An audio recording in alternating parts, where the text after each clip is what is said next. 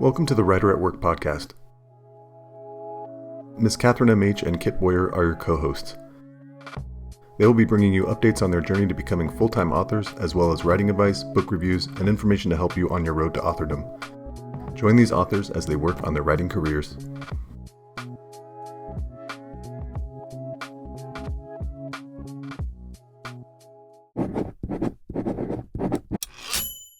Welcome to the Writer at Work podcast. I'm Miss Catherine M.H., and with me, as always, is Kit Boyer. And today, we're doing a craft episode on holidays. Yay! I feel like we really should have some kind of jingle going on here. I'll see what I can No do. idea when we'll post this one, but... Probably July. Okay. So I was thinking we approach this from two directions. We can do it as, hey, do you write holidays in your story? Here's kind of how you do it. And how do you write during the holidays? Mm-hmm. Okay, so I guess the big question, do you write holidays in your story? I do. I definitely do. I tend to write either fantasy or historical fantasy, based in myth or some other time period with some weird fantasy elements. So, for example, The Arborist of Asgard, my Vela serial, is about the gods of Asgard, right? So the Norse gods, and in order to figure out holidays for them, because every culture has holidays, right? They have days that are important to celebrate something. So I had to figure out what would be important for the gods to celebrate, since humans often celebrate gods on certain days. Oh yeah. Right. So I thought the changing of the seasons would be an appropriate thing for them to celebrate, maybe not as being thankful to the gods for giving them a good harvest, but more we did it and now, we're changing shifts kind of thing. So, so that's kind of how I went with that. And then other holidays that I'll have will be very similar to that. I also look up different cultures I'm interested in and figure out what kind of holidays they have and base my holidays around them. So my main character, Scotty, is she's a Jotun, so she's a giant, and in my story, I based their culture on ancient Greenlandic culture, so the Inuit people of Greenland. And I looked up what kind of things they might celebrate, what kind of things they might do, how they might have ceremonies to celebrate the dead or bring them peace so they can move on, that kind of thing. And so for her holidays, when she finally goes back to Jotunheim, her homeland, which she's not been to in a long time, she's going to be met with those cultural things that she hasn't dealt with in years and hasn't ever dealt with without her father. So yeah, that's kind of how I do it. I look up cultures, figure out what their holidays are. I figure out times of the year that might make sense to have holidays, and I just try to make them make sense and add elements that I think will enhance the experience of the reader. And yeah, that's pretty much it. Awesome. So I have a complicated, of course, because why would I make it simple for myself, answer to that, / an easy answer. It really depends on the genre for me. Yeah. So my space opera, they have holidays, yes. To make it easy, the first 3 books, it's all Earth-based holidays. Because they are still in the modern day. They celebrate those holidays. For my steampunk books, there is no religion. So that means any religious holiday is suddenly out the door. And I did it a lot of basing it pretty much off the seasons or some of the older holidays. So things like, hey, this was invented during this time, we celebrate it. It is the king's birthday, we celebrate. Like things like that. So they had the winter solstice, so the shortest day of the year, they celebrate that as if it was like a Christmas. So like they would give gifts to each other, things like that. So I made sure that there were still holidays, but definitely had to take the religious aspect out. And it's not that I, have anything against the religion. It was just that this world had none, which also changed my curse words. Oh, yes. So you can't be like, oh God, there is none. So had to change that. I do have them where they'll like, the word pray is still there. Like they'll make comments that if there had been God, they would do, like they would pray, or like they're praying to the gears that they turn. Like a lot of it is all based on, I'll gear you for that. Like there's definitely the curse words are gear related or steam related. Like go steam yourself. Like there's stuff like that. So those holidays also are based around the steampunk culture. For my water world, I actually have gods and magic, and there's a lot more holidays, and I have the clash of cultures. So the North had the Arctic people have their own completely different traditions and gods versus the South in the warmer tropical currents, because they're, water people, totally different. So I have those clashes where like there's this holiday and he's like, I don't understand what we're celebrating. And they're like, this is the most important. And he's like, the water's still just as warm as it was. Like he just doesn't get it. And then for my prehistory story that I'm writing, so the Paleolithic Ice Age story, the holidays I get to kind of make up, which is really cool. It would be, and I'm looking into a lot of the hunter-gatherers and the, like, oh my gosh, I'm drawing a blank on their name. They are from Australia. Help me. Aboriginal? Thank you. Because a lot of their stories are some of the most ancient stories. Yes. So I'm looking into a lot of like those stories and what kind of holidays might have come from that. So like what holidays do we celebrate now that go back that far? Mm-hmm. We have like harvest festivals and stuff like that. Well, those would have happened because of agriculture, but I wanted to go even further back. And a lot of it has to do with stars or the spirits of nature or like the totems and stuff like that. So it's been really fun to look at where our holidays now would have come from and some of the traditions that came from it. Yeah. So that's why it's complicated for me is because holidays, it really depends for me on the genre, how much detail I go into it. The steampunk one, no biggies. I was like, we're in winter time, but we don't have Christmas. We'll do a solstice, the shortest day, and like a New Year.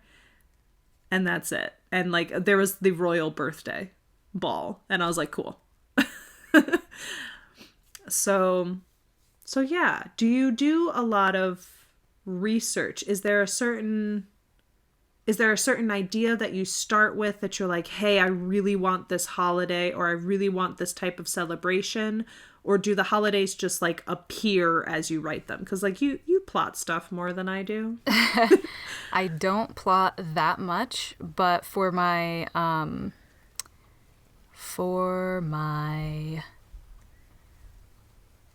wow, my brain just turned off. Okay, let me try this again. I don't plot much, but for my serial fiction, I did have to kind of like adjust my timeline to be around the holiday because I needed the kids to have the week off so that I could delay the inevitable conflict around whether they're going to go to school or stay at Scotty's place because it's far from school. So I did have to figure out like what holiday would be around this time period, because I knew that I wanted, let's say, the end of the story. I don't want to say what happens. The end of season 1 to be in the middle of winter, so like the deepest part of winter. Okay. And so, you know, based on how many months I planned the story to last in their world, I kind of figured I needed a holiday around the end of summer and the beginning of winter. And then I did that. So, but I really love your idea of creating holidays as like cultural artifacts. So if they don't have gods, what do they have? If, you know, you have a monarch, does the monarch have a birthday? Does everybody get that day off? Does everybody get cakes or something? If there are no gods, then what? Or if there's no agriculture, how do you create like a holiday system based on whatever they do have? Like I liked all of your ideas. I thought that was very clever. So I will be using some of that thought process in my own holiday creation, I think. Yeah. Well, like I was telling you when I was watching some of those documentaries, I had this idea that what if those mythologies were things that were passed down to us, which makes sense, right? We pass stories down. And while I was watching one of these documentaries on Neanderthals, they're talking about how short they were, because they're short and they're stocky. Mm-hmm. They're built very, you know, barrel chested. And then there's also a lot of from their genetics, they're seeing that they were very bearded and would have had really long, like their hair would have grown really long, which is something that is, you know, advantageous for colder climates, evolutionary wise. And having a beard keeps your face warmer. Mm-hmm. So they would have had big beards. They liked to live in caves. They were very... their tools were very advanced compared to like human tools when they met them. Yeah. So I'm sitting there and I was like, dude, this sounds like dwarves. Like, this sounds like dwarves. And I was like, what if it was? Like, what if we remember and pass down these ideas from old people? And it spiraled from there. And so in my story, they're in the land bridge right now, but they're talking about the land of the giants, which would be the Americas, because there's lots of stories of giants that live there. So I get to play with all of these different things. And then one of the things I was also playing with was, well, if they don't have gods like we have now and like stories of them, what would they have? And I remember one of my anthropology classes being like, we probably started off with totems. Mm-hmm. Animal spirits of like nature and stuff like that. And I was like, well, cool. Could we make that also humans? So like one of the characters is an albino woman, and she represents the moon and the stars. So like they believe that she is like the spirit born into that. Mm. And so like they do little traditions like that. They find, because of I have time travel, a little girl who has blonde hair. Mm-hmm. And like this is not a thing for them. So she's like super pale, very blonde haired. Blue eyes is a big one for them. Like if you have blue eyes, that means that you can do certain like magic properties. So it's really cool to try to like pick your holidays on very strange things like that we wouldn't do, but it would be really cool to see what it would have been like. So like if you're looking at making your holidays and making something really unique, first look at your genre, because your genre is going to really dictate where you go with it. If you're in space, for example, my later books, because we're 500 years into the future, everything is based off of space in the universe. So they've never been to a planet. All of their curse words revolve around space and the universe. They celebrate different things based on the universe. So like they'll celebrate different sightings of things that they're seeing. So it's interesting. They'll mark their time based on how far are you from certain things. So like they start losing track of, this is, year 52 something. It's now like, this is your blank from this location. And so like they'll celebrate those markings. So really look at your genre, because it will really help you dictate what kind of holidays you're having.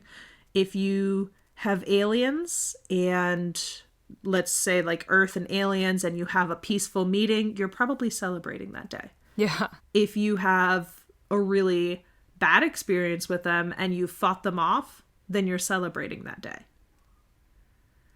So there's like, that would be the Independence Day. So it's things like that where your genre will definitely help you pick your holidays. If you are doing historical fiction, definitely look at the historical side of what holidays were, how often holidays were.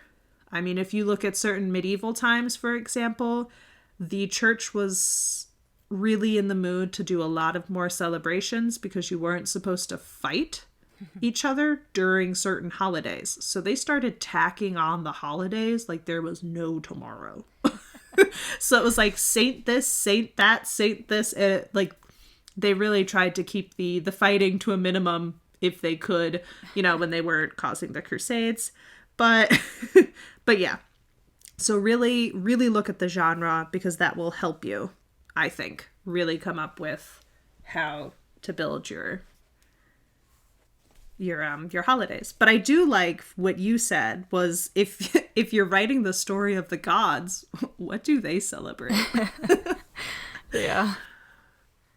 So I guess they would still celebrate like victories. Would they, I mean, in your case, would they celebrate Odin's birthday? Like, he's the head dude. He is, but in this, he's just the mayor. So Okay. Not that, but he might have like a really big party, like he might celebrate it, and then everybody else has to show up at his party. Yeah, okay.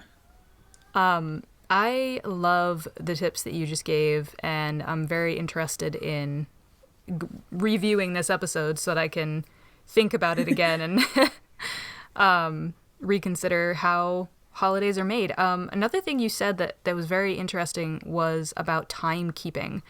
Holidays are markers of time, right? Like the wheel of the year and the new year. It's all showing you where you are in time, where you were the last time you were at this holiday. You think about that, you reminisce about where you were the Christmas before or whatever, right? Like that's part of the whole thing, is the nostalgia of it. So that's really worth taking a look at as well. How do your people in your book or story keep track of time? And yeah, the idea of space, like how do they keep track of time in space? They say, this many years after that event, like that place that we were in and we passed by or whatever. Like that's such a cool idea. So yeah, that kind of thing, very interesting. Definitely going to keep that in mind and think about it some more. And then the other thing you wanted to talk about was writing during the holidays. Yes. Do you feel like writing during the holidays is a lot different for you than writing at a normal time of year? Absolutely. Granted, I do not have children, but I do a lot of the traveling. Mm-hmm. Or when I wasn't doing, like when I was working at I don't want to say like a real job, because it wasn't a real job. I mean, there are real jobs. But when I was working at a physical location, there we go, not from home, right. I would take on the, hey, I'll work because you guys have kids. So that would shift my holidays. But I really think that, like, because I'm thinking the big ones for me are Christmas, Thanksgiving, and somehow the 4th of July has gotten dragged into that. I'm not really sure how, but it has. I mean, I wasn't really celebrating it before I met my man. And they celebrate it. So that it changes the dynamic, because we're usually cooking now. We're going over to that place. There's a lot more travel. So I have to, if I'm planning on writing, I have to either look at how much travel or not plan some writing. Yeah. Like, there are definitely times I can sit in the kitchen while my boyfriend is cooking and be able to type up a little something, but it's never like I can do a deep dive for my holidays. Yeah. So that does affect my writing. You do have children. Does it affect your writing?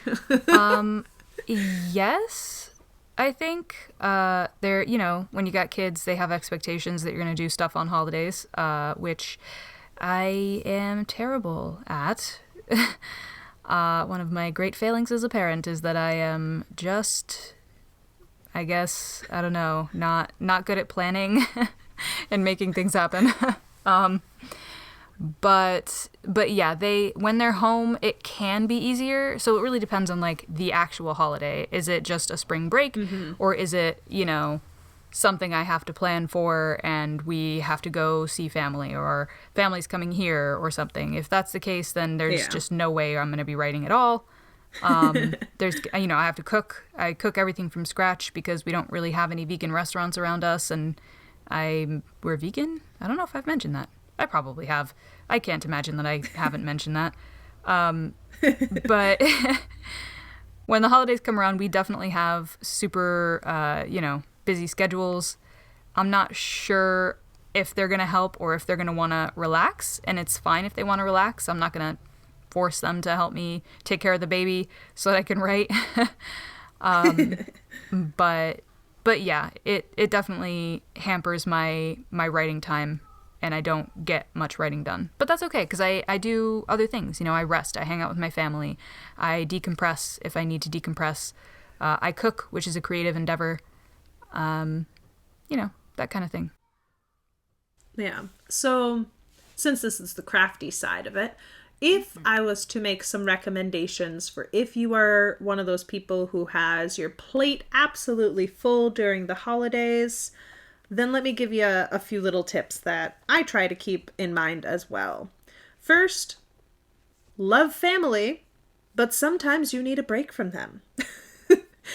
And if you schedule yourself maybe an hour a day of I'm not around family, maybe it's you wake up earlier than them, or you go to bed a little later than them, that could be some time to unwind yourself and enjoy the fact that you can unwind while writing. For me, writing can be really therapeutic, depending on, the holiday, depending on what drama family brings. So it can be nice to have a few of those minutes to yourself where, cool, everybody else is asleep or everybody is calmed down. And you can just take those few minutes. Maybe it's literally just a few minutes and you get a little writing in. You can also use the holidays as a great time to jot down notes of weird conversations, of weird things that are happening, little tics that annoy people. And you can make your holiday section that you're writing a lot more realistic. Maybe your character is going home for the holidays for the first time in a long time. What's happening? So you can really take a notepad with you, jot a note down. Be like, oh, someone did this and they all reacted like this. So you can use the holidays as note gathering days, which maybe will make the holidays a little bit more bearable for some who, don't like the holidays. Use it as research. Go in, cause the drama, see what happens. So those are really my tips. Take that hour that you need. Definitely make sure you schedule yourself that breather time. And yeah, take notes. Enjoy the drama as if you're watching the soap opera. If you're one of those who really likes the drama and likes watching it, definitely take those notes. Yeah, I guess I'll tack on my own thoughts there. If you are a busy bee during the holidays, you're cooking, you're cleaning, you have family over, you're going to see other people, you've got kids, they're home from school suddenly, and everything's hectic, and you need to feed them 3 times a day instead of once or twice. Yes. You know, it's also okay to put off your writing until the holiday is over and you can get back on schedule, on track, and you can feel more, settled. Mm-hmm. That's also okay to give yourself a break, even if it's not really a break because you are working harder than you were when the kids were in school and you were writing during your free time. Yes.